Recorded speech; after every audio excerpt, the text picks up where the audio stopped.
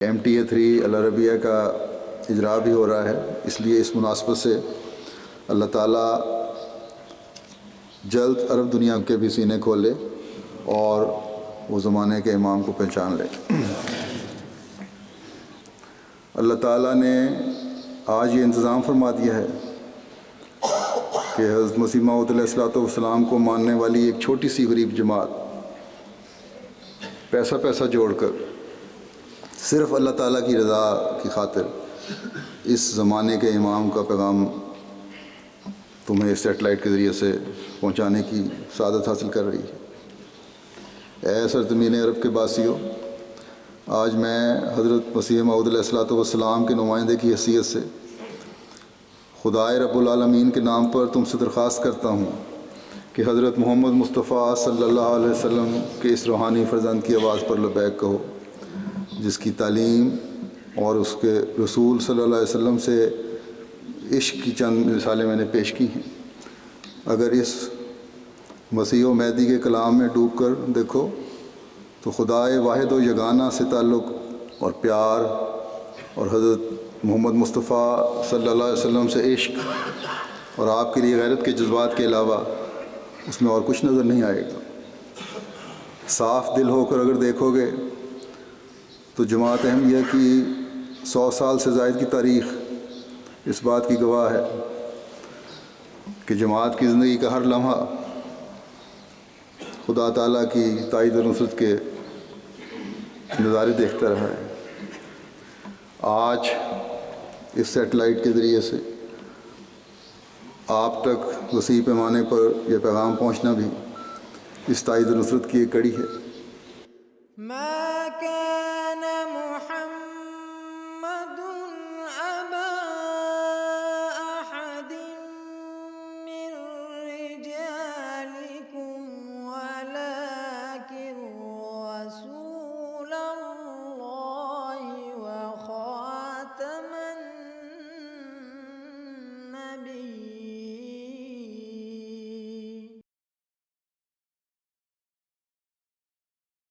بسم الله الرحمن الرحيم.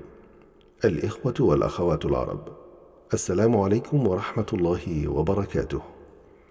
لقد سألتني إدارة قناتنا الفضائية MTA العربية رسالة على مرور 15 سنة على تأسيسها. إن رسالتي بهذه المناسبة هي أنه قد مرت اليوم على تأسيس MTA العربية 15 سنة بفضل الله تعالى، وقد رأينا وعد الله تعالى بالمسيح الموعود عليه السلام القائل: سأبلغ دعوتك إلى أقصى أنحاء الأرضين، متحققا بحق الإخوة العرب أيضا، إذ قد وفقنا الله تعالى بتأسيس MTA العربية، وإن نتائجها بعيدة المدى والمشجعة جدا ظاهرة للعيان بفضل الله تعالى. كانت MTA ثمرة الأسباب التي قدرها الله تعالى لنشر الإسلام في هذا الزمان بصورة منقطعة النظير، ولقد بشرنا المسيح الموعود عليه السلام بهذه الوسائل الحديثة لتبليغ دعوة الإسلام، وأخبرنا كيف أنها سخرت له ولتبليغ دعوته، فقال عليه السلام: كما أن الله سبحانه وتعالى قد سخر عناصر الأرض وكل ما فيها من اكتشافات حديثة وغيرها لسد الحاجات المادية دون الاستعانة بالأسباب المعروفة، وسير القطارات التي هي أسرع بكثير من الأحصنة والخيول، كذلك سيستخدم ملائكة السماء دون وساطة الأيدي الإنسانية لسد الحاجات الروحانية. ستظهر الآيات السماوية الجليلة، وتظهر البروق الكثيرة التي ستنفتح بها العيون الكثيرة. عندئذ سيفهم الناس أن الذين اتخذوا أناسا وأشياء أخرى آلهة من دون الله كانوا خاطئين. انتظروا بصبر، فإن الله غيور لتوحيده أكثر منكم، وانشغلوا في الدعاء، وحذار أن تكتبوا مع العصاة. أيها الجياع للحق والعطش له، اسمعوا، إن هذه الأيام قد وعد بها منذ البدء، فلن يطيل الله هذه الأمور. فكما تعلمون أنه إذا وضع مصباح على منارة عالية فإن ضوءه ينتشر إلى مكان بعيد، أو حين يلمع البرق في السماء تنار به جميع الجهات، كذلك سيحدث في هذه الأيام. لقد هيأ الله سبحانه وتعالى جميع الوسائل على الأرض لتتحقق نبوءة نشر دعوة المسيح في العالم كالبرق وانتشارها في الجهات الأربع، مثل ضوء مصباح موضوع على منارة عالية.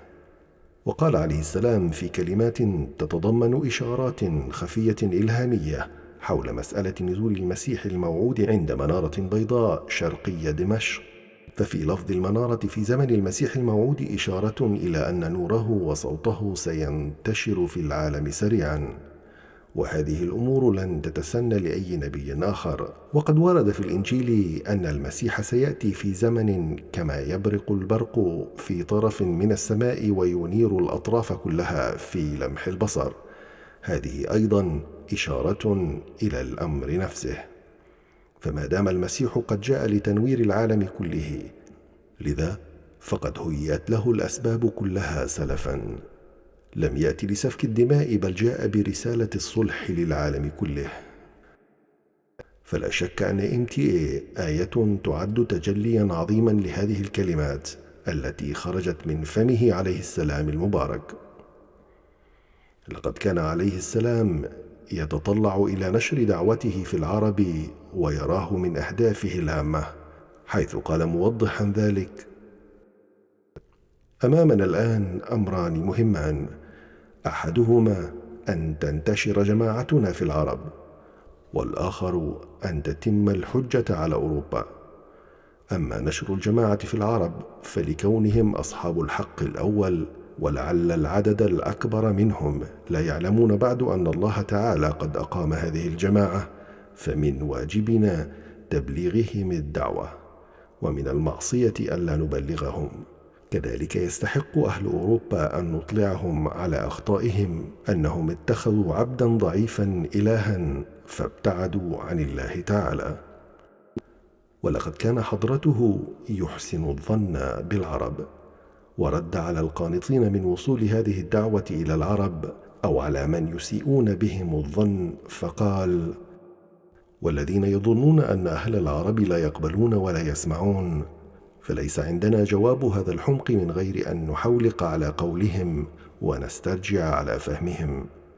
ألا يعلمون أن العربيين سابقون في قبول الحق من الزمان القديم، بل هم كالأصل في ذلك وغيرهم أغصانهم.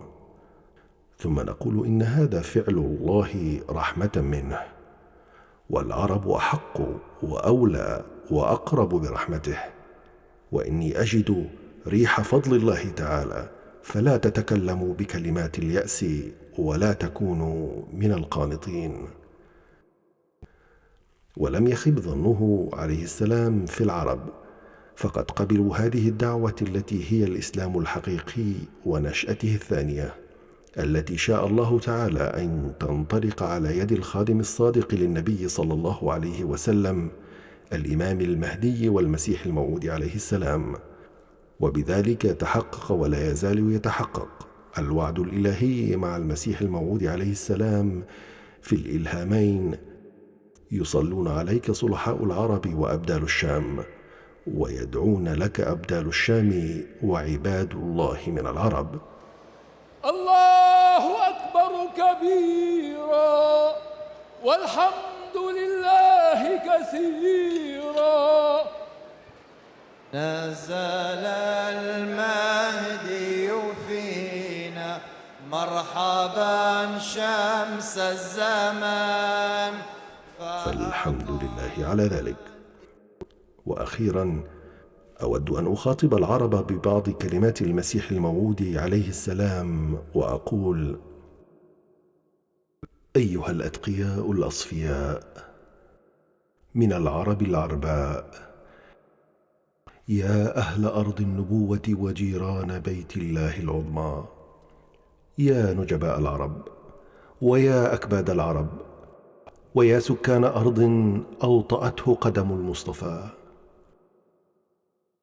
استفيدوا من هذه المائدة الروحانية المقامة 24 ساعة يوميا، وارووا غليلكم بهذا الشراب الروحي الذي جاء به المسيح الموعود والخادم الصادق للنبي صلى الله عليه وسلم.